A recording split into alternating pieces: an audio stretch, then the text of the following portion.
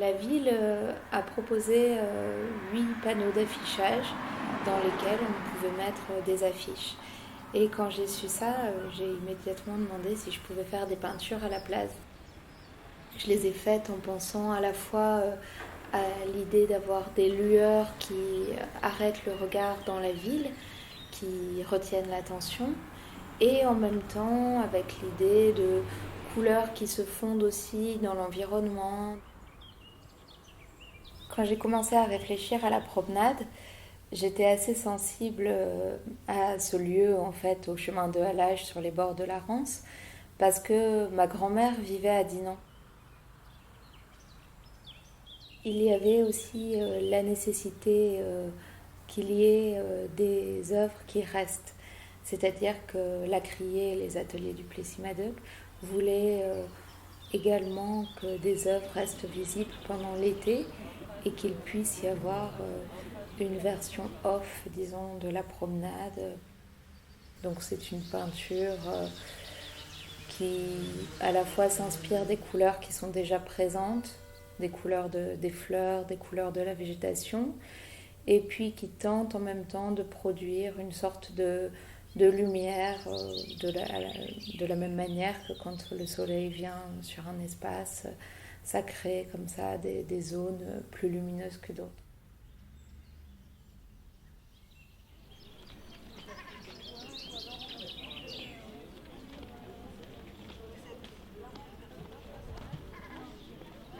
Ensuite, j'ai donc pensé à plusieurs invitations.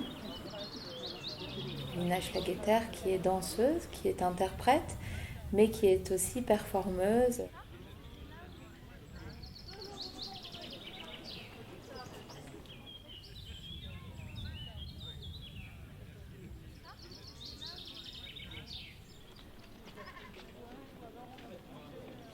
Elle a décidé de faire une performance, mais qui a été pensée en fonction de tout le reste aussi, du rythme global de la promenade, de tout ce qui se passait, de, vraiment de son appréhension des lieux, de l'espace, et puis on a pensé à un vêtement peint avec une peinture aussi particulière pour liée à son intervention. Ce qui a été la base de ce projet, c'était des peintures fixes et des peintures mouvantes. Ça a été mon premier désir par rapport à cette résidence à Dinan. Je me suis dit, j'ai vraiment envie de travailler sur des peintures fixes, c'est-à-dire qui peuvent être sur des pierres, sur des arbres, sur des bancs, à différents endroits, et des peintures mouvantes. Et donc là, j'ai pensé aux poneys ou aux chevaux, au kayak, au canoë, et ça a pris forme en m'adressant à des clubs.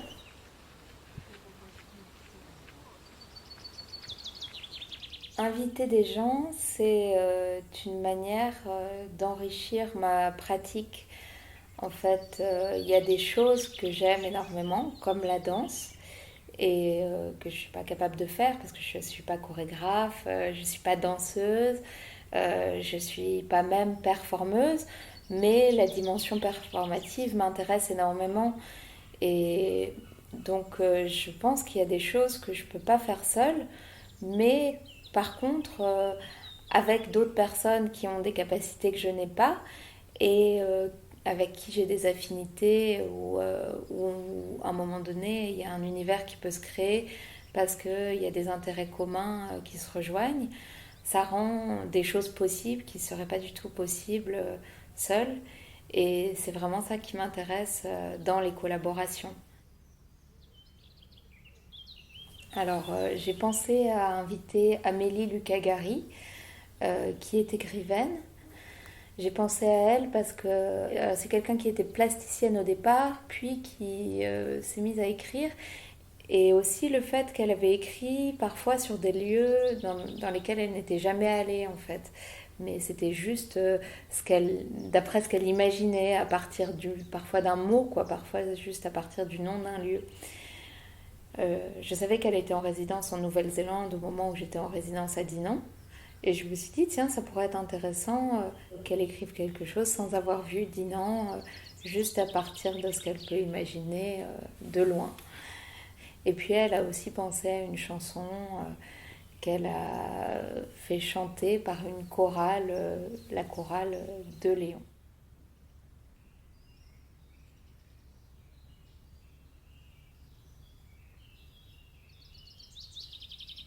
Il avait levé les yeux en étendant ses jambes. Il était content du paysage, heureux du vert et de l'eau vive. Il savait que le fleuve courait au nord, mais le vent le froissait à rebours. Et il aurait pu s'y méprendre s'il ne connaissait pas les lieux. Il aurait pu confondre le nord et le sud, ou croire que la mer désorientée rentrait dans les terres, obligeant le fleuve à refluer vers les rivières et leurs sources, mélangeant le sel à l'eau douce. Le vent se lève avec le grand garçon. Il est question d'une relique, le grand amour que nous voulons. Le vent se lève avec le grand garçon. Verte, verte, verte, verte hésitation.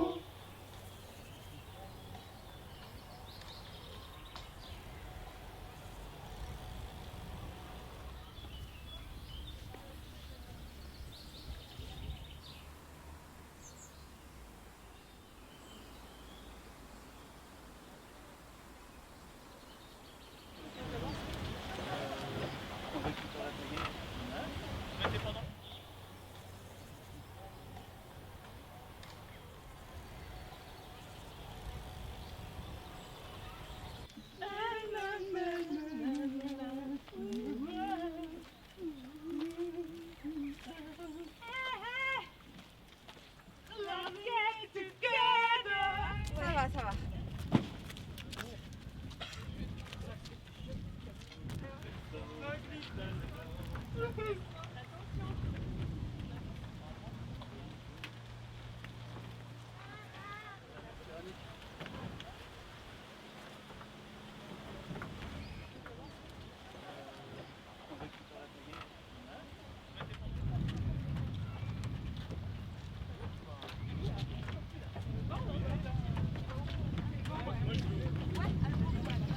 Dans les jardins de l'abbaye de Léon, il y avait un petit bâtiment, comme une petite maisonnette qui s'appelait la Gloriette. On appelle ça le vide-bouteille des moines parce que les moines venaient dans cet espace le dimanche après-midi pour boire du vin. Il y a ce mélange dans cette peinture entre le sol de la Gloriette, les buissons qu'on peut apercevoir ou le gazon vert presque fluorescent parfois, les couleurs du ciel un petit peu et de la rivière et cette lueur orangée au fond avec voilà cette idée de lumière qui peut être à la fois apparentée à un aspect magique. Je parlais tout à l'heure de peau d'âne, voilà, quand elle se change avec sa robe couleur de soleil et que la cabane scintille. Bon, ça peut être aussi apparenté à une lumière divine, mais ça peut être aussi la lumière psychédélique, voilà, liée au moment de dérive des moines. Donc c'est vraiment ouvert, mais c'était important qu'il y ait quelque chose qui se passe au niveau de la lumière dans ce lieu et aussi pour qu'il y ait cet appel visible des jardins.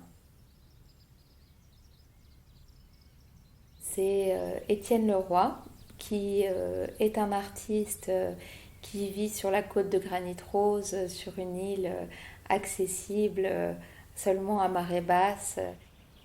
Un peu de la même manière que Paulina, je lui ai laissé une carte blanche, mais il a pensé à des choses auxquelles j'avais quand même pensé en amont, c'est-à-dire l'idée d'une sorte de plan, de dépliant, enfin d'une sorte de faux plan, mais de penser une œuvre dans laquelle on retrouverait certains éléments de la promenade, certains éléments du paysage ou certains éléments que j'allais peindre.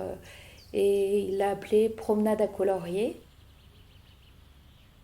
J'étais ravie d'avoir pour la promenade cette intervention qui pouvait permettre aussi aux participants de repartir quand même avec quelque chose de matériel. Il y a eu l'invitation d'Augustin Grenèche. Augustin Grenèche, c'est quelqu'un qui était aux Beaux-Arts de Cergy avec moi et on avait déjà travaillé ensemble plusieurs fois. Donc c'est quelqu'un qui est à la fois plasticien, qui a été comédien, qui aujourd'hui est tailleur de diamants et qui fait énormément de cuisine parce qu'il fait beaucoup de buffets et notamment beaucoup dans l'un des contextes de l'art contemporain. Et donc je savais que ça allait être, que ça pouvait être une collaboration fructueuse. Donc je lui ai proposé de faire un buffet qui serait aussi pictural et qui pourrait être lié au reste. Ça a été le point de départ. Il y a eu donc cette sculpture comestible avec un dégradé de choux farcis dans la nature, sur la pelouse des jardins de l'abbaye, et également un cocktail, le Moscow Mule, qui était un petit clin d'œil à mon nom. Moscow Mule, Moscovici.